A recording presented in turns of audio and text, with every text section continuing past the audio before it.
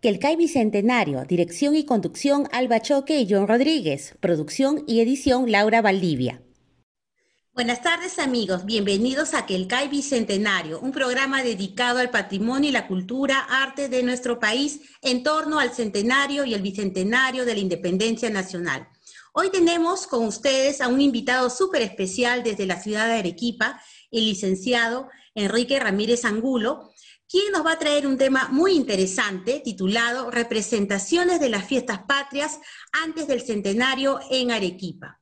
El licenciado Enrique Ramírez Angulo es historiador por la Universidad Nacional de San Agustín, además es presidente de la Asociación de Historiadores del Sur de Arequipa, es investigador de temas de historia de la alimentación, del vino y del pisco en la región Arequipa y también investigador de otros temas vinculados también al arte y la cultura del Perú en general. Enrique, ¿cómo estás? Buenas tardes. Buenas tardes, Alba. Buenas tardes a todos los radio oyentes, porque es precisamente eso, y a todos los que nos están observando. Es un gusto desde aquí, desde el sur, desde esta tierra telúrica y volcánica, saludarlos y dar a conocer precisamente con alegría, con emoción, lo que nosotros vivimos previos al centenario patrio en Arequipa. Muy bien, Enrique. Y sobre este contexto, o sea, las celebraciones de las fiestas patrias antes del centenario, antes de 1921 en nuestro país, en este caso en el sur, en Arequipa, ¿qué nos puedes comentar al respecto? ¿Cuál va a ser la base de tus investigaciones para presentarnos el día de hoy este tema? El periodo que nosotros hemos considerado va desde 1900 hasta 1917. ¿Por qué esta elección? ¿Por qué se ha decidido hacer este trabajo? Es precisamente este periodo en el que nosotros hemos considerado importante considerar que estamos desde la división que hace Jorge Basadre en lo que se ha denominado la República Aristocrática. Es decir, los gobiernos del Partido Civilista después de la etapa de reconstrucción nacional. Ese periodo desde 1900, el siglo nuevo, 1900 se recibe con emoción en Arequipa, se ilumina por primera vez con bombillas eléctricas la plaza de armas, la catedral. Es un momento de luz, es un momento de esperanza. Y en este contexto es que también las fiestas patrias van a asumir una particularidad, ¿no? No se olvida la guerra con Chile, todavía quedan las heridas abiertas, y es importante entenderlo. Estas heridas abiertas eran promovidas también por políticos, por parlamentarios, por senadores y diputados del Poder Legislativo, quienes sentían el dolor que significaban las cautivas. Tacna y Arica estarían presentes en este proceso, estarían presentes en las festividades patrias en este periodo. Estamos hablando precisamente de que en este mismo periodo vamos a tener también los primeros movimientos sociales. Y tenemos tanto el de las 8 horas, el 19, pero tiene sus antecedentes. Sus antecedentes van a ser las huelgas de 1905, van a ser el movimiento social de 1915, del cual escribimos nosotros, La Matanza Olvidada, que nos hace referencia a las consecuencias de la Primera Guerra Mundial en el Perú, en Arequipa. Entonces, las normativas que se daban para enfrentar la crisis socioeconómica que se daba frente a una situación de pérdida de mercado internacional, tanto de compra y venta, perdimos un mercado donde podíamos comprar y vender. Entonces, y claro, va a generar una crisis entre 1914 a 1915. En 1916 nos vamos a recuperar con las exportaciones, pero eso no va a beneficiar a todos. Entonces, la prensa nos permite acercarnos a esto, a estas situaciones, a estas contradicciones, y esto se va a ver reflejado también en las fiestas patrias, ¿no? Sí, ¿y cómo es esta captación de la prensa, Enrique? Es bien importante, de cómo se ve reflejada en la prensa este sentir de la población. ¿Qué medio de comunicación estás tomando para plantear tu punto de vista? Sí, en este caso nosotros hemos considerado utilizar el diario El Deber, que en 91 hasta septiembre de 1962, casi un siglo, en los contextos más interesantes, ¿no? Hoy que estamos algunos autoencerrados, muchas veces con la incertidumbre de qué pasará hacia el futuro, si hay un futuro, ¿dónde podemos ampararnos en el pasado? Y ese pasado para que nos dé la fortaleza necesaria a partir de las experiencias, a partir de lo que nuestros ancestros hicieron. O sea, tenemos que rebustecer nuestras memorias para saber responder. Bueno, ustedes dirán, ¿y eso qué tiene que ver, bueno, con un trabajo, ¿no? Con el diario El Deber? Que si este diario no hubiera sido digitalizado en un proyecto, y esa es una gran ventaja, ¿no? Porque desde cualquier parte del mundo, desde tu computador, tú puedes revisar este diario. Entonces, nosotros hemos seleccionado El Deber precisamente porque el proceso, el trabajo que nosotros nos hemos planteado es de larga data, ¿no? Es ¿Y todo. de qué años a qué años, Enrique, estás planteando este tema? Bueno, el que nosotros la parte que vamos a presentar hoy va desde 1900 hasta 1917. Claro que la revisión que hemos hecho va desde 1899 hasta 1962, que está en pleno proceso, pero gustosamente hemos querido compartir contigo, Alba, con todos los seguidores de Kelkay, esta primera parte porque es importante. Casi siempre cuando hablamos de historia vemos los antecedentes, pero estos antecedentes, si no los ubicamos, a partir, en este caso, de la prensa arequipeña católica, y mucha gente le tiene miedo a esta denominación católica, o sea, solamente nos van a hablar de rezos, no, porque nos vamos a dar con sorpresas muy importantes, ¿no? Porque este mismo periódico también va a tener avisos de grupos homeopáticos. Los homeópatas no son precisamente personas muy creyentes, ¿no? De grupos O sea, teosóficos. estamos planteando que el deber pues tiene una amplitud de pensamiento dentro de este contexto. Y Enrique, ¿quién dirigía el deber en esos momentos, en esos años? Bueno, en este periodo nosotros vamos a tener a laicos comprometidos, o sea, no religiosos, quienes van a dirigir el diario en este periodo, ¿no? Entre 1900 a 1917. Luego de eso, ya algunos religiosos lo dirigirán, pero para más adelante, ¿no? A partir de la década del 30, del 40. Entonces, y también otra vez lo llaman laicos comprometidos, casi siempre. Ahora, nosotros podemos ubicar en estas ediciones los nombres, las biografías de sus directivos, los distintos establecimientos que ocuparon, ¿no? O sea, en las distintas casonas arequipeñas, la construcción del mismo edificio El Deber, ¿no? Un edificio que en realidad eran 3 pisos, pero ¿Dónde para estaba? la ¿Dónde época está? que está entre la esquina de la calle Santa Marta con Jerusalén, ¿no? Que es donde funcionó por última vez, ¿no? O sea, en el siglo XX. Entonces, ahí es donde el terremoto de 1958 y el terremoto de 1960 destruyen totalmente el predio, la construcción, y actualmente es una construcción moderna, ¿no? Entonces, desgraciadamente se ha perdido, pero tenemos las imágenes, ¿no? Del edificio que ocupó. Entonces, este diario es de uso importante, y yo te digo que algo que también es importante es rescatar que el primer equipo que se encargó de esta ardua labor es un equipo integrado por egresados de la Escuela de Historia, ¿no? O sea, eso es importante resaltar. Fernando Valle no fue el primer encargado que se hizo responsable de este proyecto, generó este proyecto, y yo sé que él también ve el programa, así que los saludos a él, porque gracias a él podemos nosotros los investigadores, ahora encerrados, poder revisar esta información, ¿no? Y contrastarla con otras fuentes que podemos tener acceso a nivel global. Sí, es bien importante lo que tú planteas, Enrique, porque digitalizar un medio de comunicación nos permite tener una mirada de ese pasado tan importante que comentas desde el inicio. Yo he tenido la oportunidad de revisar en archivos y en directo algunas publicaciones como Mundial, Variedades, Prisma, Perú Ilustrado, ¿no? En ese sentido, y quisiera que me comentaras, cómo es que se desarrolla la prensa en Arequipa, el Deber o los otros medios de comunicación? Porque mientras pasa esto en Arequipa, en Lima, los medios de comunicación pues van a tener esa mirada o influencia de diarios y revistas españoles, franceses, italianos, como por ejemplo la Ilustración Americana Española. ¿Eso también pasa en Arequipa o cuál otras vías de influencia hay en este contexto? Sí, la Ilustración Americana Española, la revista de Misiones, La Abeja, además de Caras y Caretas, que son argentinas, revistas argentinas que llegaban, y posteriormente llegan revistas chilenas, Zigzag, y de humor infantil. Entonces, lo que nosotros hemos podido encontrar en algunos repositorios no oficiales, sino particulares, es precisamente que los ilustradores arequipeños, en su trabajo, en algunos momentos artesanal, obviamente, copiaban modelos o figuras y las adaptaban a las necesidades de la población, ¿no?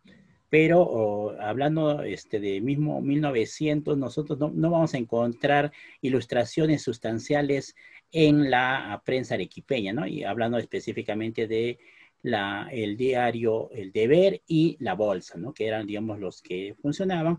A partir de 1905, sí vamos a tener, pero eso también tiene que ver con el estilo, con las imágenes que el diario El Pueblo, que sigue funcionando hasta la actualidad, va a asumir, ¿no? De alguna manera va a generar dinamismo en estos periódicos que ya venían del siglo XIX. Entonces, la sana competencia evidentemente va a generar, y los ojos vistos también en la prensa, en las publicaciones internacionales. O sea, la gran cantidad de migrantes que teníamos ya para el siglo europeos, para el siglo XX, va a conllevar que también se revise este tipo de prensa. Entonces, Claro. Estas comunidades de franceses, ingleses, alemanes, entre otros, ¿no? Porque hay otros grupos mucho más pequeños, como inclusive grupos asiáticos, van a conllevar a que se llegue a tener ejemplares de este tipo de información, su forma de ilustración, su presentación, y esto de copia, imita y supera, bueno, no es del neoliberalismo, ¿no? Sino viene de tiempos anteriores, donde obviamente se buscaba que sea más vistoso los medios de comunicación, para que pueda llegar a más personas, ¿no? Estamos en una etapa en la que los mercados internacionales nos traían mercadería que debería ser vendida. Y por tanto, esos avisos publicitarios animaban a la compra, pero había que agregarles. O sea, las primeras ilustraciones obviamente van a estar en estos avisos publicitarios, ¿no? Y más adelante... Muchos son muy curiosos, ¿no, Enrique? A lo mejor si nos comentas de alguno preciso. Sí, hay uno que vamos a tratar que está en el periodo estudiado, y es la cerveza 28 de julio.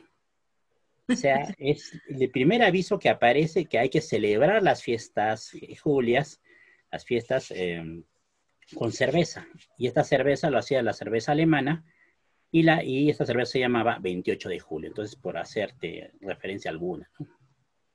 Ay, qué interesante, Enrique. ¿Y qué otras, digamos, a lo mejor algunas tradiciones que ahora se han perdido, a lo mejor en la Ciudad Blanca de Arequipa, podía rastrearse a través del diario El Deber?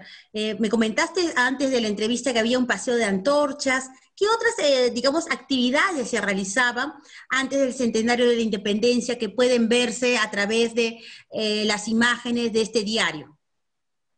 Bueno, más que imágenes, en las crónicas que acompañaba a estos periódicos, nos hacen la referencia de este desfile de antorchas, pero este desfile de antorchas normalmente nosotros lo asociamos con una práctica infantil. O sea, que van los niños contentos, felices, pero eso en realidad es un cambio que se da a partir de los 70, 80, ¿no? O sea, no... Pero antes de eso, inclusive los militares, ¿no? La referencia que hacen para 1900 es que los mismos militares, edecanes y todo, llevaban juegos chinos, ¿no? Es decir, antorchas hechas por chinos, habitantes de China, quienes te mostraban figuras fabulosas, Pero maravillosas. eran hechas ahí en Arequipa entonces. Claro, por los mismos comerciantes chinos que había aquí. O sea, se vendía, se expendía. Las casas fotográficas ponían bombillas eléctricas de colores para iluminar sus establecimientos. Había una sana competencia en quién mostraba más. Pero Arequipa, en realidad, siempre, bueno, en los últimos 50 años ha estado defendiendo una posición de que duerme temprano y todo, pero yo me doy con la grata sorpresa de que estos desfiles de antorchas, Salva, eran el 27 de julio. ¿Y por qué te digo estos? Porque estos se van a mantener hasta 1900, hasta el centenario. O sea, se van a dar un día, la noche anterior. y comenzaban 8 de la noche y terminaban 12 de la noche. O sea, los arequipeños de principios del siglo XX disfrutaban de la noche. O sea, celebraban las fiestas patrias de noche, cosa que muchos arequipeños en los últimos 30 años no lo harían, ¿no? No lo harían o por considerar que Arequipa es una ciudad mucho más tranquila, pero en realidad no.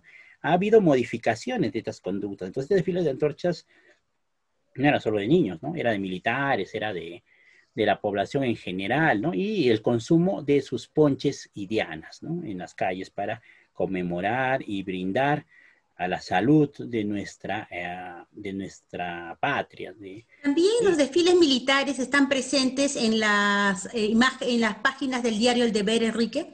Sí, están presentes, pero propiamente como desfiles no, sino más bien como los ejercicios militares que cotidianamente se realizaban, pero con un poco más de énfasis para las fiestas patrias, ¿no? El mismo 28 de julio.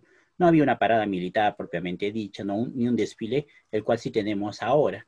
En realidad los desfiles se han fortalecido, bueno, saltándonos un poquito los años, a partir del gobierno militar de Juan Velasco Alvarado, ¿no? A partir de 1941, el conflicto con el Ecuador va a conllevar a que nosotros mostremos, ¿no?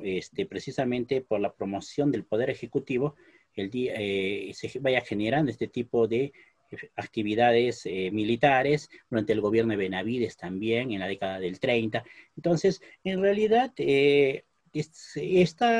paradas militares, esta idea de mostrar poderío militar, es una necesidad, ¿no? Y esta necesidad no se va a mostrar a través de desfiles, ¿no? Sino más bien a través de actividades tácticas que vamos a poder nosotros encontrar en este periodo. En esta época vamos a encontrar fotografías en algunos años donde lo que van a ver son las actividades tácticas que no son de Arequipa, sino más bien son de Lima o del norte, donde la tropa estaba preparada. ¿Y por qué mostrar estos ejercicios? Y además de eso mostraron los buques de guerra que habíamos adquirido.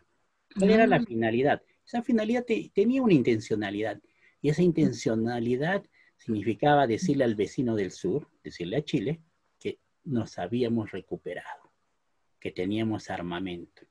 En otras palabras, la prensa también entró a ese proceso de coadyuvar a la reconstrucción nacional desde lo visual y desde la pluma, desde lo escrito. Enrique, pero además de eso, en El Deber, nos comentabas anterior a la entrevista, hay representaciones de los héroes nacionales y también va a estar la representación de un monumento a San Martín en Buenos Aires, además, lo cual muestra la fuerte relación que hay entre este diario El Deber con contribuciones que vienen del hermano país argentino. Sí, mira, algo que debemos ver, lo que ustedes van a apreciarlo, es precisamente, el deber los divide en dos.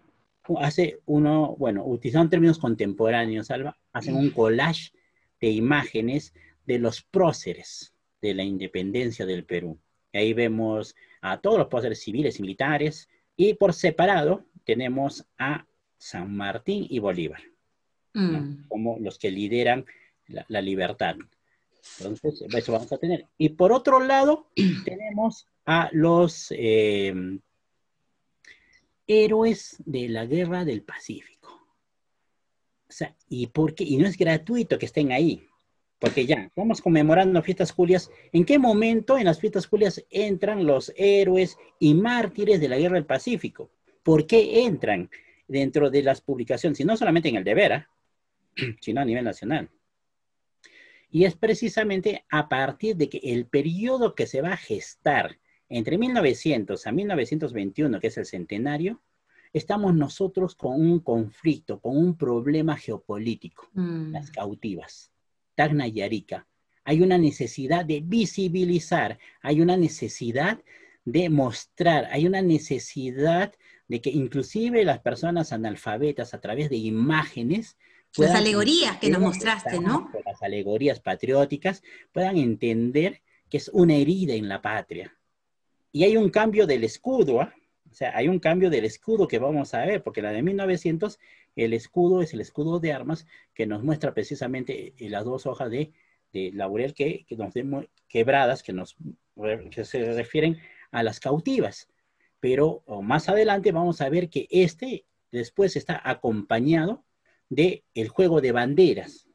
El juego de banderas y el sol naciente. Entonces, esos son elementos que van a ir modificándose, pero para resaltar precisamente este patriotismo. Patriotas los que nos liberaron, pero patriotas los que murieron siendo víctimas de un agresor como Chile, ¿no?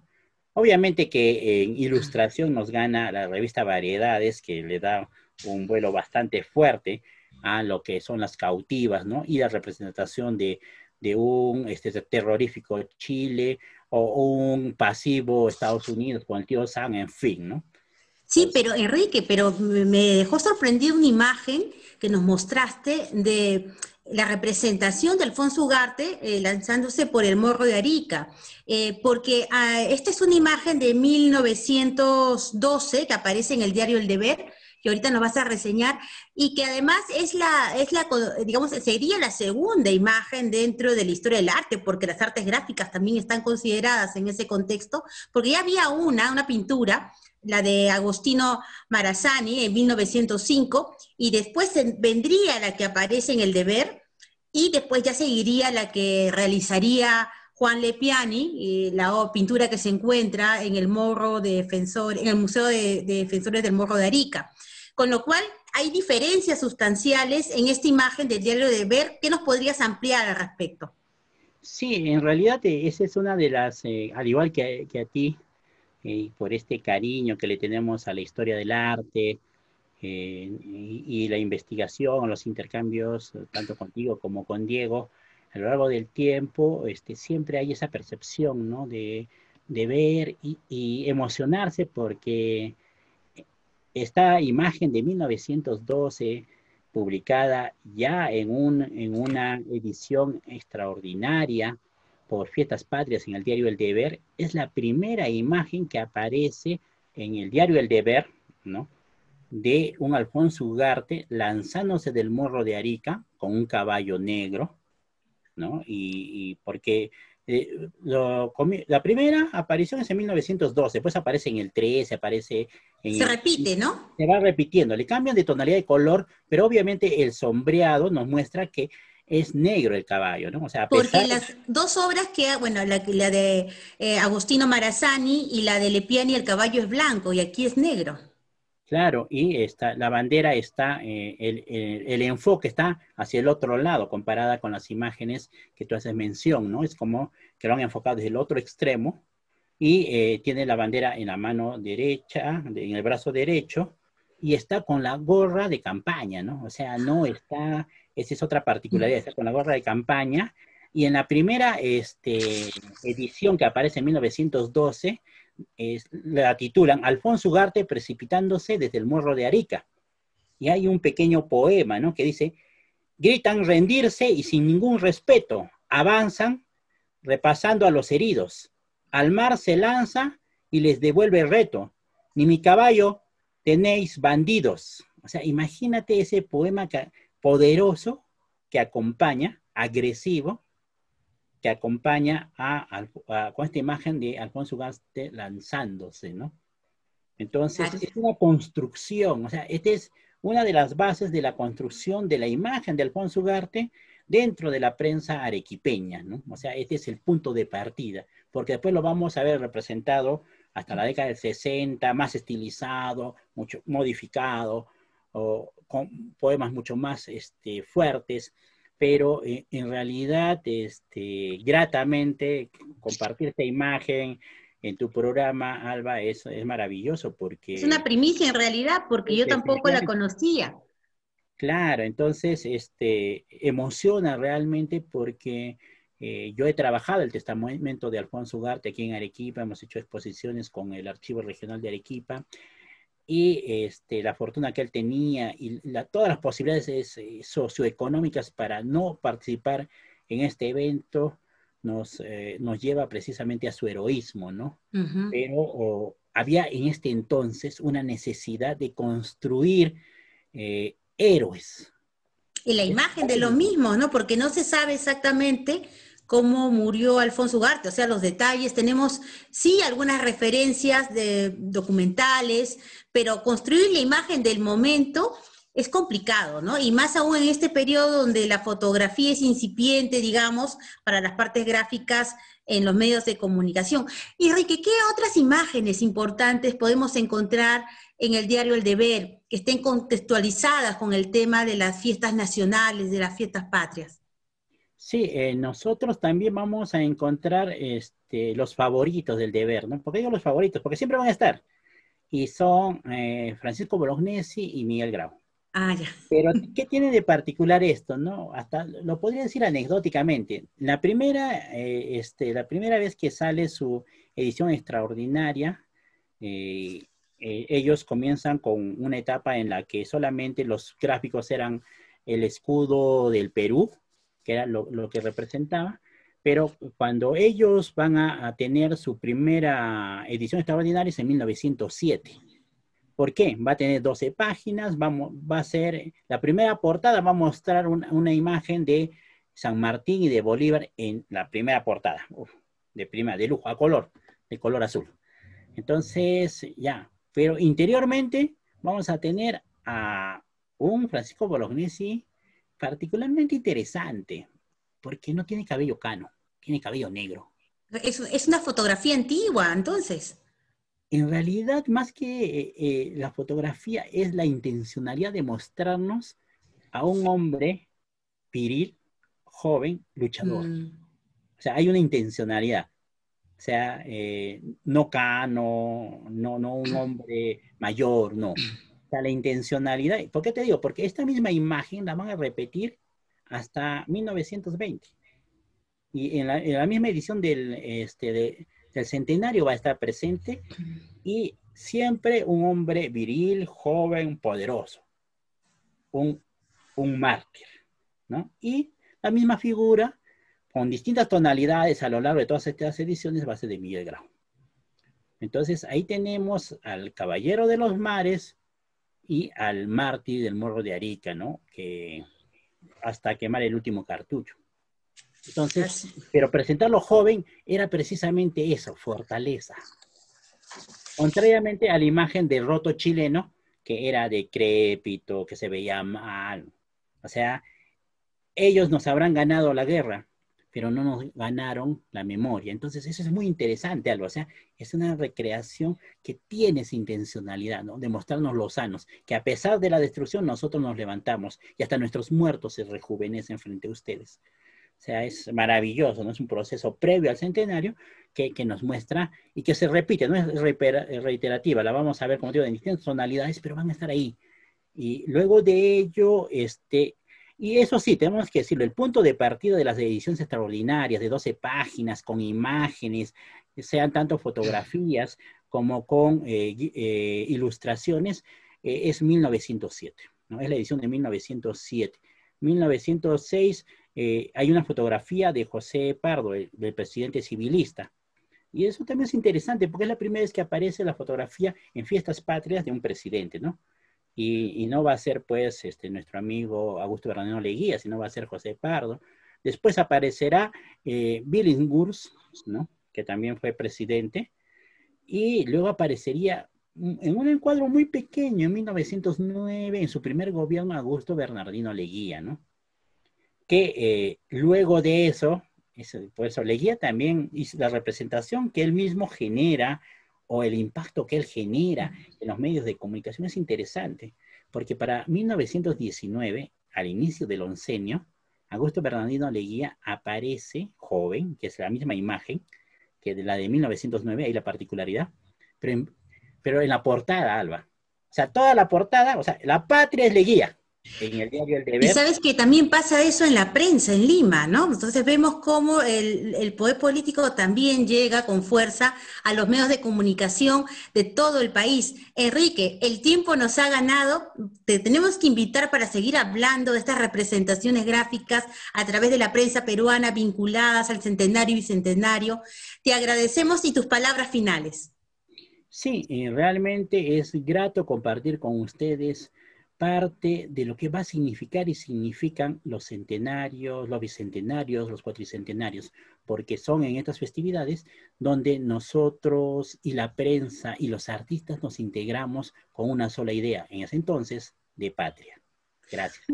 Muchas gracias, Enrique. Muchas gracias, amigos. Nos vemos la siguiente semana en Quelcay Bicentenario. Quelcay Bicentenario, dirección y conducción Alba Choque y John Rodríguez, producción y edición Laura Valdivia.